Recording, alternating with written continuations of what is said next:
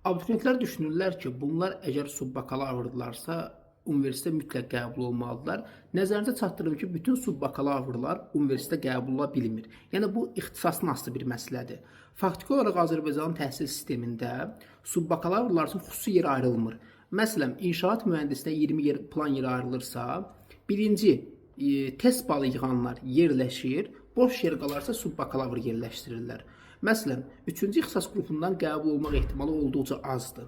Amma digər qruplarda bu ehtimal daha çoxdur. Yəni bu ixtisasa görə dəyişir. Tutalım ibtidai müəllimlik ixtisasında test balı yığanlar o yerləri tutduğuna görə sizə yer qalmır. Amma maliyyə ixtisaslarında, mühasibat, iqtisadi yönlü ixtisaslarda, texniki ixtisaslarda vəziyyət fərqlidir.